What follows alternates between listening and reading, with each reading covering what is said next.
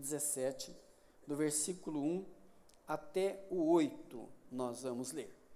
Então vamos lá. 6 dias depois, Jesus tomou consigo Pedro e os irmãos Tiago e João, e os levou em particular a um alto monte. E Jesus foi transfigurado diante deles, ou em outras palavras, Jesus transfigurou-se pelo seu próprio poder diante deles.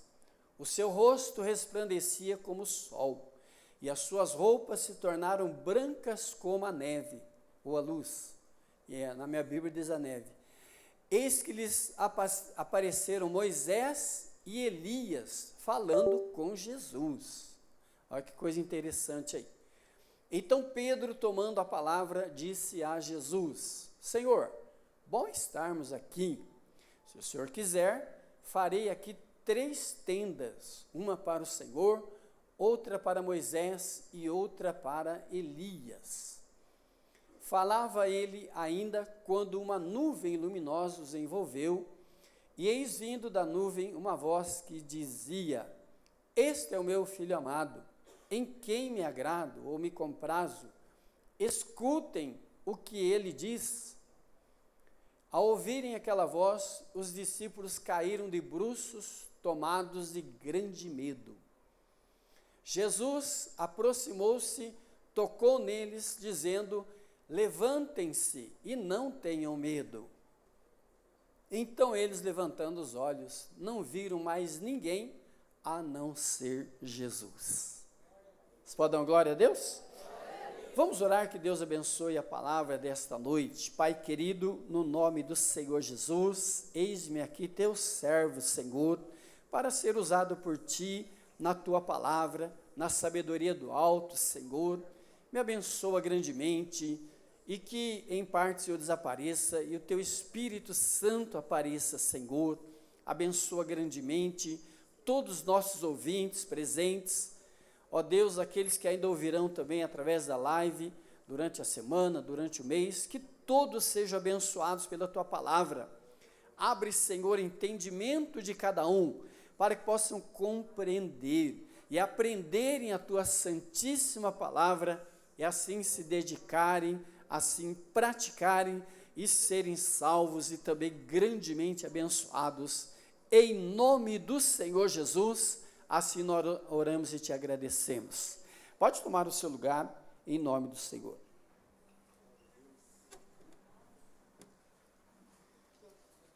Glória ao nome de Jesus.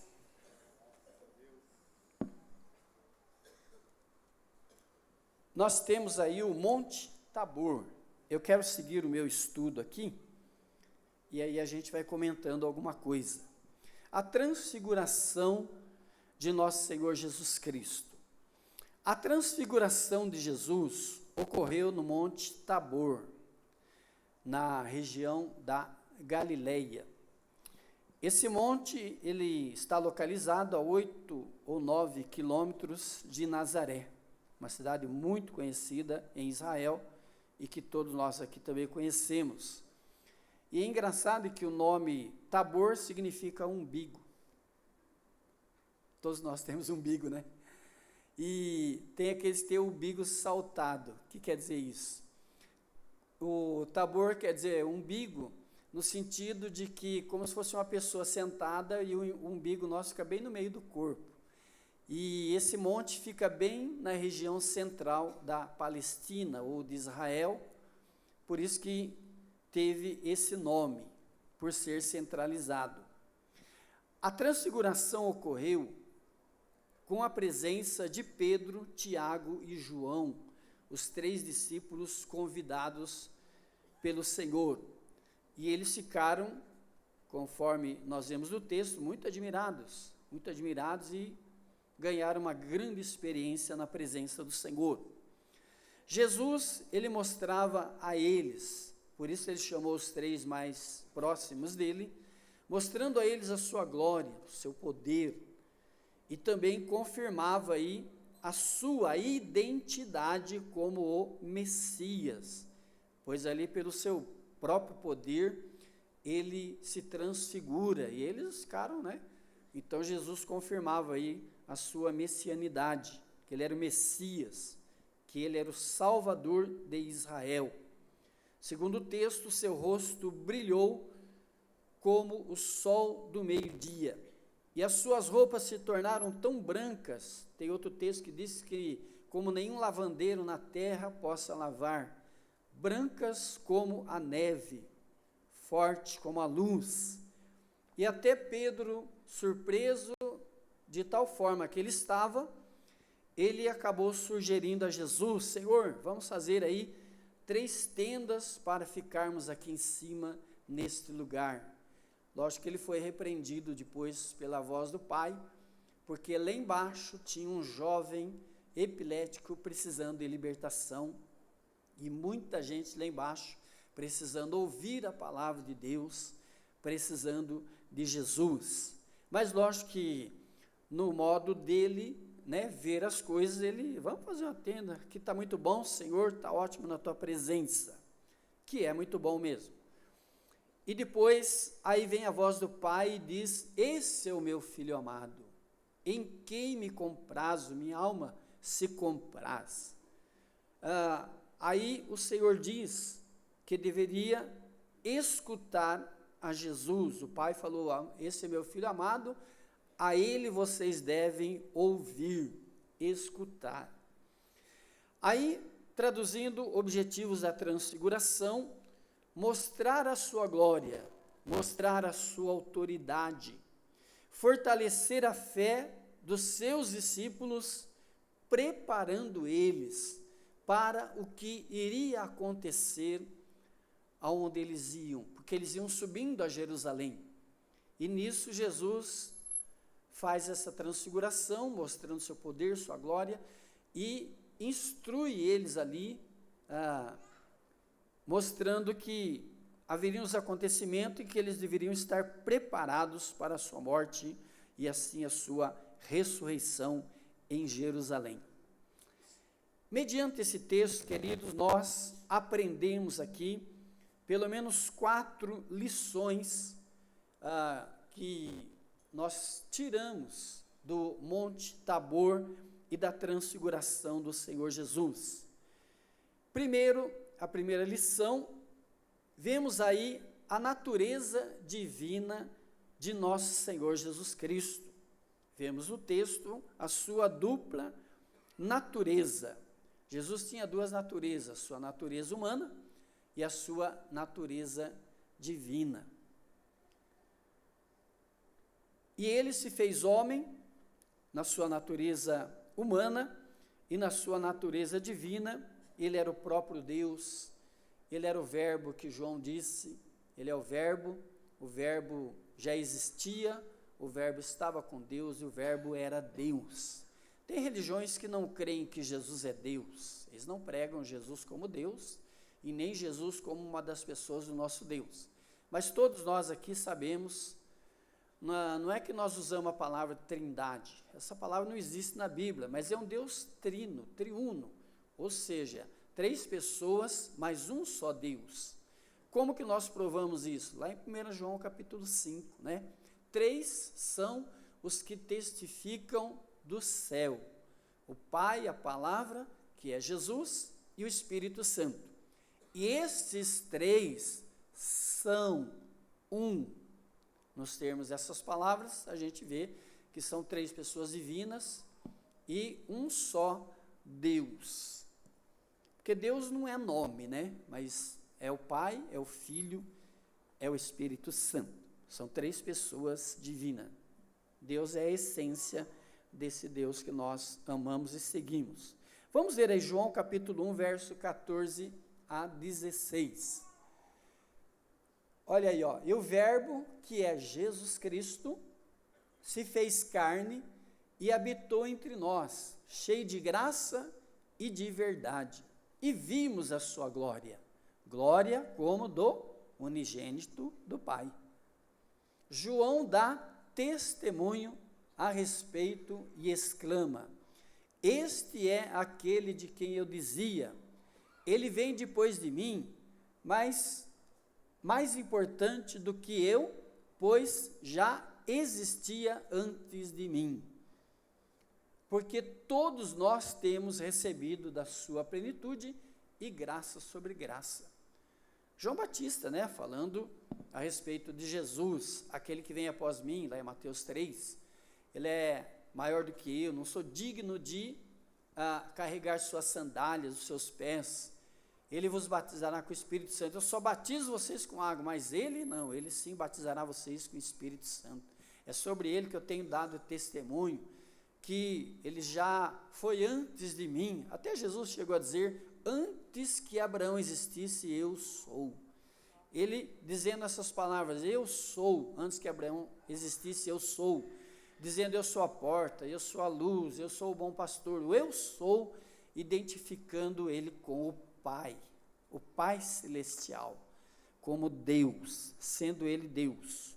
Olha Colossenses capítulo 1, versos 17 a 19, olha essas palavras, ele é antes de todas as coisas, e nele tudo subsiste, ele é a cabeça do corpo, que é a igreja, ele é o princípio, o primogênito de entre os mortos, para ter a primazia em todas as coisas, porque Deus achou por bem que nele residisse toda a plenitude.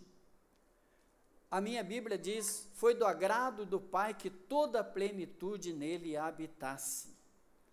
Ou seja, Jesus recebeu tudo de Deus, toda a plenitude divina. Quando ele foi subir, ele disse, é-me dado todo o poder no céu e na terra. Ele recebeu toda a plenitude divina. Nós, por exemplo, recebemos o Espírito Santo, né? Somos batizados, recebemos o Espírito Santo, mas por medida. Mas para ele não. João Batista falou, para ele o Pai não lhe dá o Espírito por medida. Ele recebeu toda a plenitude da divindade. Por isso que ele, com seu próprio poder, se transfigurou, né? Ele não foi transfigurado, ele se transfigurou com o seu próprio poder. Que glória, né? Esse Jesus que nós servimos, ele é o Todo-Poderoso. Por isso que o nome de Jesus tem poder. A gente fala no nome de Jesus, o inferno treme, os demônios tremem, e os endemoniados caem por terra. Quando a pessoa endemoniada cai mesmo por causa do nome de Jesus. Deus então escolheu que a totalidade da sua natureza divina e poder habitasse no seu Filho Jesus Cristo. O segundo ponto dessa mensagem que nós extraímos do Monte Tabor, que Jesus, ele é a ponte entre o céu e a terra, entre a terra e o céu, ele é essa ponte. Vamos ler ainda aí João capítulo 3, versos 14 a 16. E assim como Moisés levantou a serpente no deserto, assim também é necessário que o Filho do Homem seja levantado, para que todo que nele crê não pereça, mas tenha a vida eterna, diz a minha Bíblia, né? Porque, eu estou tão acostumado com ela, porque Deus amou o mundo de tal maneira, que deu o seu Filho unigênito, para que todo aquele que nele crê não pereça, mas tenha a vida eterna. Então esse texto mostra que Jesus é essa ponte.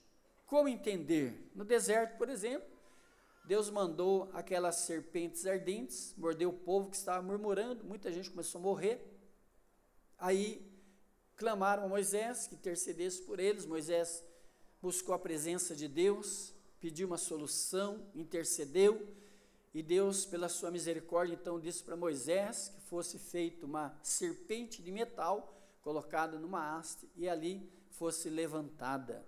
Era simbólica, né?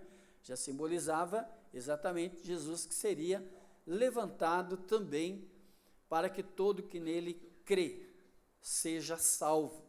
Assim, aqueles que olhavam para aquela serpente no deserto, levantada naquela haste, ela na mesma hora era salva. O veneno não tinha poder sobre ela, porque o veneno simboliza o pecado também. Cristo foi levantado na cruz. Importa que o Filho seja levantado na cruz do Calvário, para que todo aquele que olha para Jesus Cristo crucificado, que esta era a mensagem de Paulo, lembra? Eu não tenho pregado nada além de Jesus e este crucificado. Aquele que olha para Jesus e este crucificado, ele foi colocado no alto. Essa pessoa é salva e livre do veneno do pecado, somos limpos, salvos dos nossos pecados e temos a salvação garantida.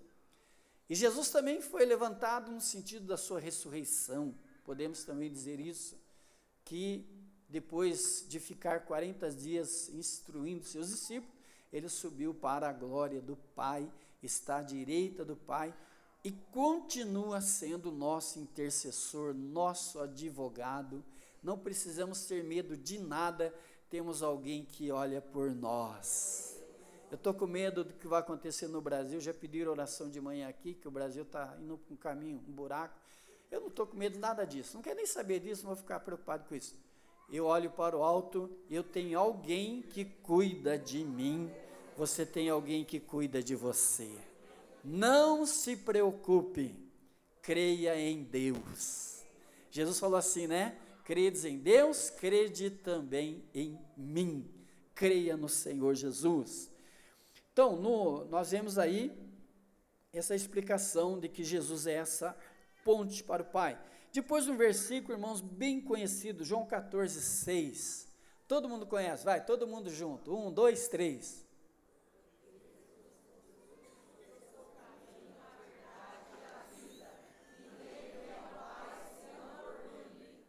Glória a Deus. De novo, bonito, vai. Jesus. Eu sou o caminho, a verdade e a vida. Ninguém vem ao Pai senão por mim. Amém? Glória a Deus. Só tem um. Só um. Virgem Maria não foi arrebatada. A Nossa Senhora dos Nós não foi arrebatada. Fulana de tal, fulano de tal, não existe outro. Eu sou o caminho para Deus, para o Pai. Eu sou a verdade, a única verdade que liberta. Eu sou a vida, só Ele dá a vida eterna. Quem quer vida eterna tem que aceitar a Jesus no coração. Religião não salva ninguém.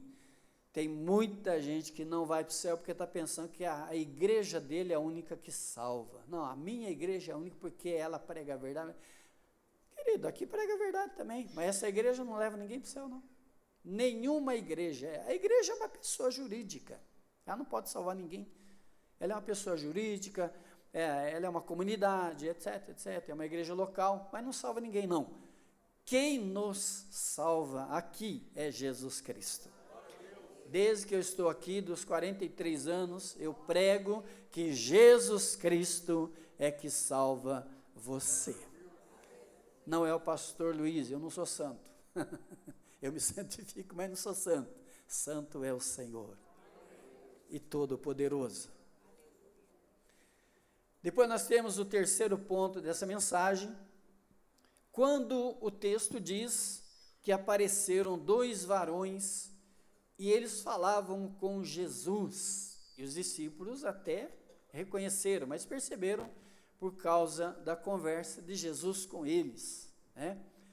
Algo interessante, os espíritas aí usam esse texto para pregar a reencarnação, que houve reencarnação no Novo Testamento, Moisés e Elias apareceram para Jesus, nada disso, queridos.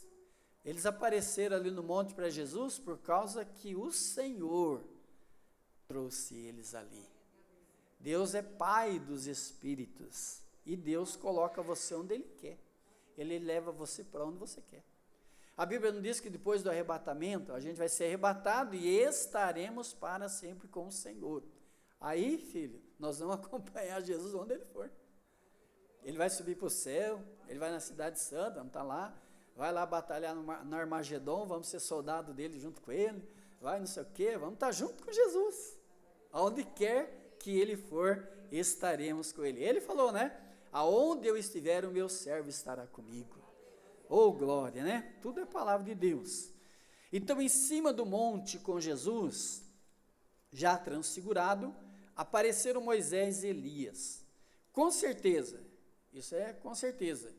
A Bíblia diz que eles conversavam com Jesus, Jesus conversava com os dois.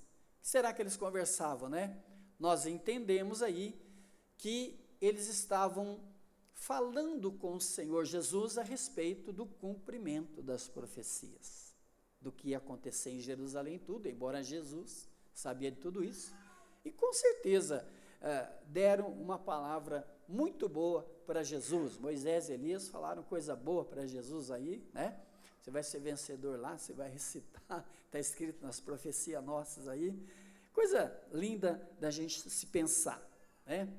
Mas também, eles estavam ali, a presença deles ali confirmava, né, que Jesus era realmente o cumprimento da lei e dos profetas, que confirmou-se para aqueles três que subiram com ele, que ele era o Messias, ele era o verdadeiro Messias, o verdadeiro Salvador. Tanto é que depois, quando eles pregaram no livro de Atos, eles não tiveram medo, não recuaram, não se deixaram levar pelas provações, pelas ameaças, mas eles foram cheios do Espírito Santo e confirmaram tudo aquilo que eles tinham visto e ouvido de Jesus. João diz na primeira carta dele: o que nós vimos e ouvimos, isso vos anunciamos. Então eles viram a glória do Senhor e foi confirmado: não, estamos seguindo o verdadeiro Messias, o verdadeiro Salvador, o verdadeiro Senhor. E isso eu também posso dizer, eu tenho certeza que eu estou seguindo o verdadeiro Salvador, que é Jesus Cristo. Tem muito nome por aí, mas o nome de Jesus é acima de todo nome, e um dia todo joelho se dobrará, e toda língua confessará que Jesus Cristo é o Senhor. Você pode dar uma glória a Deus aí? Você pode dar uma salva de palmas para Ele? Glória ao nome do Senhor. Moisés apareceu ali porque Jesus ia cumprir as profecias e a lei. Então Moisés ali representava a lei, representava os mandamentos de Deus entregues no Monte Sinai, as tábuas, né? Vamos ler aí Mateus capítulo 5, verso 18. Olha o que Jesus fala a respeito da lei. Porque em verdade lhes digo, até que o céu e a terra passem, nem um jota ou um tio jamais, na minha Bíblia está escrito, se omitirá da lei, jamais passará da lei, até que tudo seja cumprido. Olha, irmãos, até o último momento de Jesus, as Sagradas Escrituras se cumpriram. Nos nossos dias não é diferente. Se alguém acha que Deus é brasileiro, Deus vai dar um jeitinho nisso, daquilo, não. Tudo que está escrito na palavra de Deus terá cumprimento. Até o mal que está dominando o mundo hoje, Brasil e tudo mais, é tudo cumprimento daquilo que Jesus já havia. O mal que está no meio dos evangélicos, da igreja, os falsos profetas, tudo já foi descrito e tudo está se cumprindo. A gente fica triste? Lógico que fica. Mas, por outro lado, a gente vê o cumprimento da Santíssima Palavra de Deus, que tudo que Jesus falou e deixou está se cumprindo. Depois Elias representava os profetas, ele representava os profetas que anunciaram a vinda do Messias. Olha o que diz aí Lucas 24, verso 44. A seguir Jesus disse, ele estava subindo, né, indo para a glória.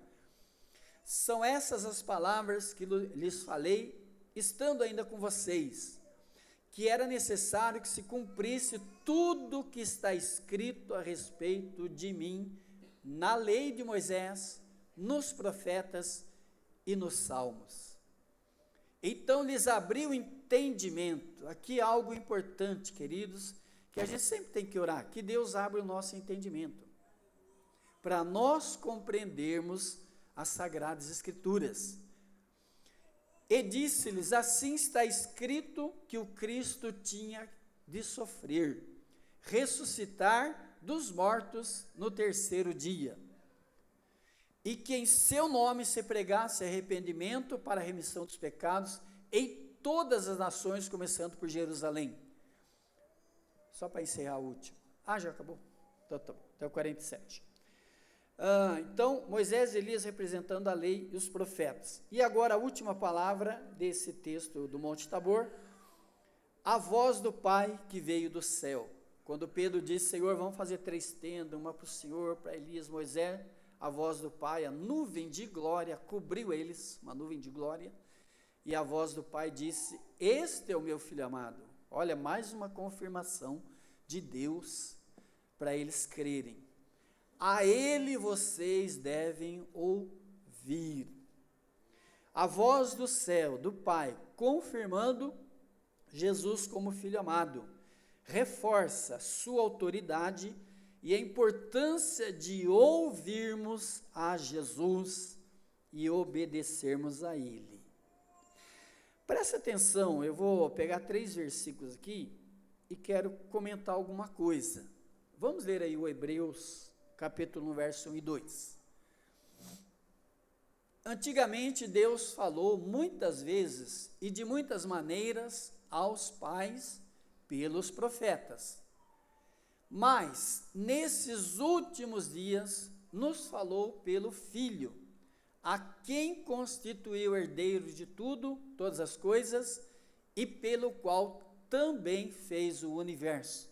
Deus falava antigamente através dos profetas, mandava mensagens na cidade, o profeta chegava, o povo às vezes até tremia, né, que vinha a mensagem dura às vezes, mas às vezes vinha coisa boa também.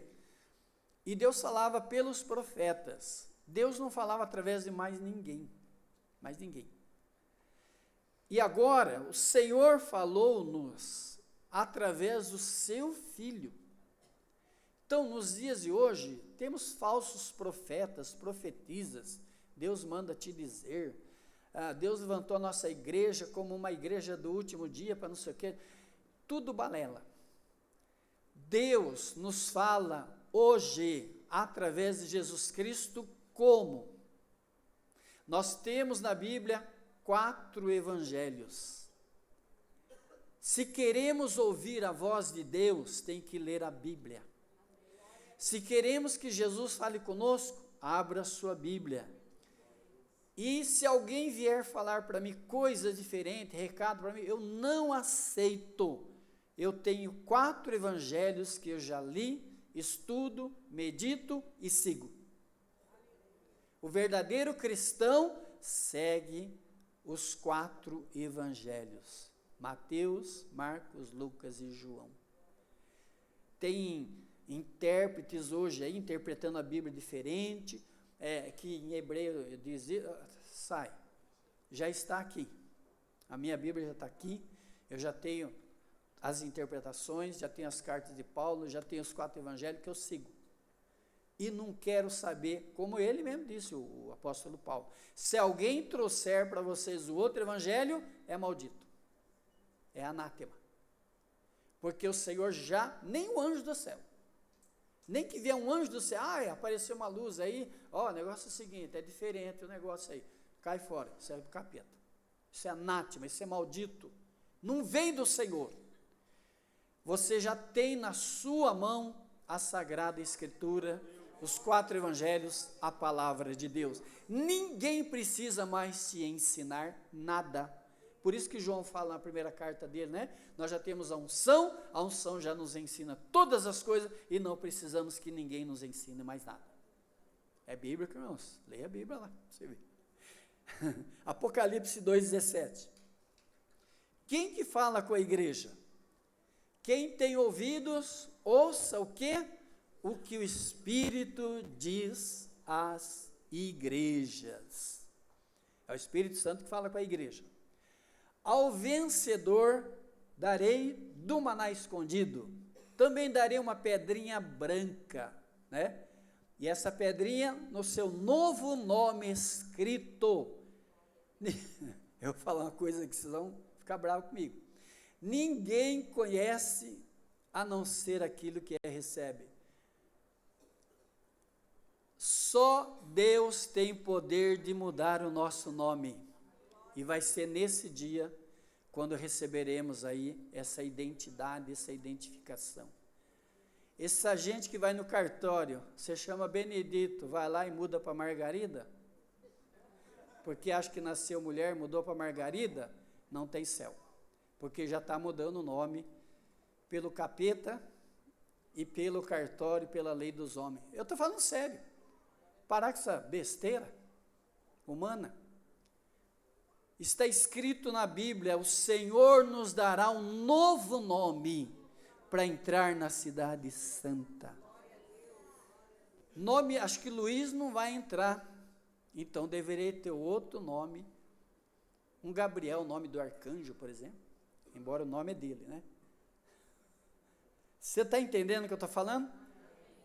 O nome é Joanita, vai lá e muda para José, agora eu sou José. Já perdeu o céu. Já ganhou um novo nome terreno e esse nome vai para o inferno. A pedrinha branca do Senhor, a identidade do Senhor para entrar na cidade santa. Presta atenção no que diz a palavra de Deus. Não estou zombando de ninguém, eu estou falando sério. Eu estou pregando o Evangelho. A verdade é que liberta. Você concorda ou não? Olha João capítulo 10, versos 27 a 29. As minhas ovelhas. Quem que é a ovelha de Jesus aqui? Levanta sua mão. Diga, eu sou ovelha de Jesus. Satanás tem que ouvir isso. As minhas ovelhas ouvem a minha voz. Voz de quem? A voz de Jesus, a sua palavra. Eu as conheço e elas me seguem. Eu lhes dou a vida eterna, jamais perecerão, e ninguém as arrebatará da minha mão. Ninguém tira você de Jesus. Aquilo que meu Pai me deu é maior do que tudo, que Ele é maior do que tudo, e da mão do Pai ninguém pode arrebatar. Diga bem forte, levanta sua mão direita, diga ninguém, diga ninguém, nem Satanás vai me tirar da presença do meu Senhor e Salvador, Jesus Cristo. Você pode dar uma salva de palmas para a glória de Deus?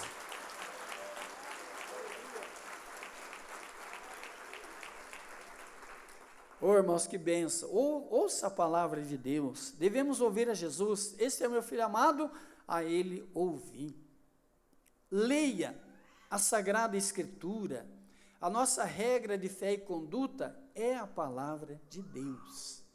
Ela que nos transforma, ela que nos faz uma nova criatura, e através dessa palavra é que nós iremos habitar as mansões celestiais. Eu sou o caminho, a verdade e a vida, ninguém vai ao Pai senão por mim.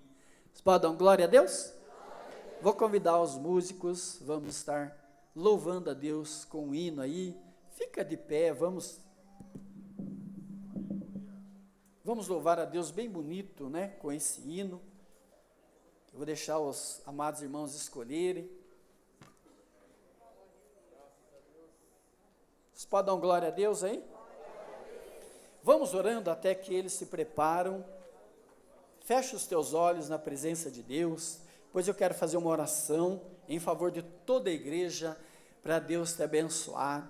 Começamos na quinta, pois sexta, ontem e hoje de manhã e agora à noite, você vai estar muito abençoado, você vai ter uma semana maravilhosa. Diga por irmão, você vai ter uma semana maravilhosa, porque foram 4 dias de bênçãos para a sua vida. Oh, bendito seja Deus.